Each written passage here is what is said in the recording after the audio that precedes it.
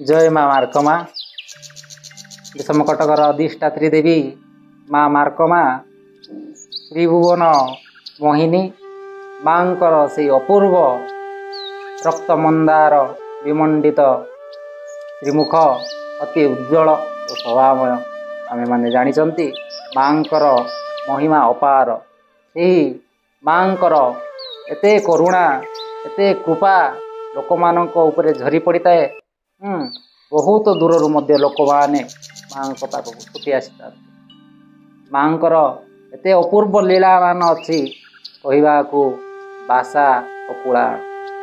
तो आमे जदि देखिबा प्राचीन साहित्य रे मध्य मांकर जसगान करा जायछि। माँ होउचंती परम वैष्णवी आद्याशक्ति नारायणी माँ।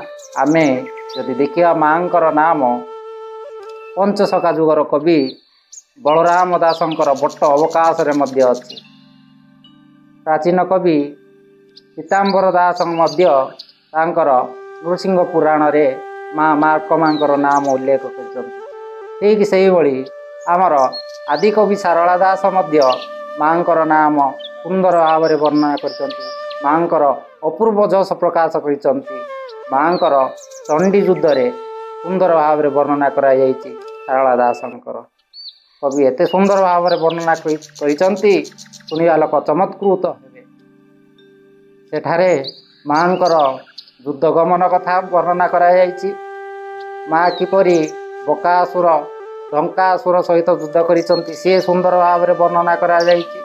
तापरे त्रयंबकासुर को किभली माँ दुर्गांकर आदेश रे माँ मार्कमा तार सहित बहुत दिन बहुत दीर्घ समय पर्यंत युद्ध करी ताको मध्य बद्ध करिसंति से मध्य सुंदर भाव में वर्णना हेछि। पुणी परिशेष रे जेतेबेले महिषासुर माँ दुर्गा सहित युद्ध करिया पय आसीसंति सेतेबेले मध्य माँ मार्कमा समस्त देवी मानंकु दुर्गा समेत समस्त देवी मानंकु केमिति सूचित कर देइचंती सूचई देइचंती कि महिषासुर गड़ विजय करी युद्ध करिया पय आसुची। से सूचई देवा फल समस्त देवी माने सतर्क होइचंती शून्य मार्ग रे चाहि रहिचंती।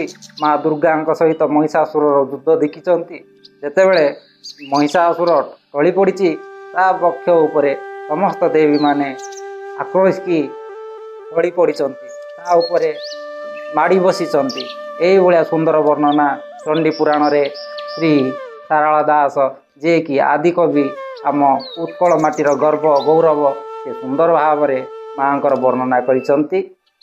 आमे जदि इतिहास को देखिवा गवेषणा को देखिवा सेठू अनुध्यान करिवा कि जे माँ जो विषम कटिकरे अधिष्ठान करिसंती एई विषम कटकरे सुंदर भाव में ये तंत्रपीठ प्राचीन बहु प्राचीन पीठ मांकर जो महिमा से अवर्णनीय से मांकर पाद को आश्रित हेई दीन जन भक्त शरण लड़ुची। जय माँ मार्कमा जय माँ मार्कमा जय माँ मार्कमा।